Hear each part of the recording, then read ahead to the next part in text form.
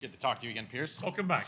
My surrounded claim is that discussions of woke politics are merely a distraction from our common enemy, the billionaire class. What I know is not nearly enough time is being spent on homelessness, poverty. Fine. These are the issues that really matter. There are a million issues. You may not care about the trans athlete issue. I can tell you millions of people do. Who are you, all due respect, to have the arrogance to tell people what they should be caring about? You can compare, I'm not trying to tell them not to care about it. I don't think it should be at the top or even in the top 10 of the issues they actually are talking about. That's entirely your prerogative. But you should not be arrogant enough to assume you know what people care about.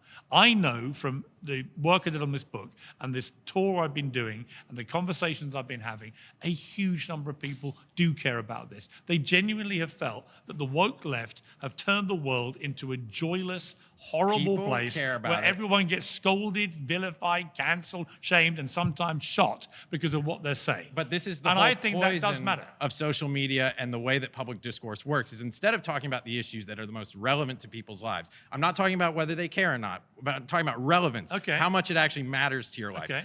Do you have any kids? I do not have kids. Okay, if you had a daughter, I've got a 13-year-old daughter. She's showing no sign of doing this, but if she had aspirations to be an Olympian, for example, would you feel differently if her Olympic place was taken by a trans athlete? I do not want anyone's Olympic dreams to be crushed, but I think that their ability to get a well-paying job is much more important and something we should be focusing on. Then you made it clear you think that the Olympic dream is irrelevant? I much prefer to focus on the American dream than an Olympic dream, personally. So you have your fixed set of things that you care about. I respect that, right?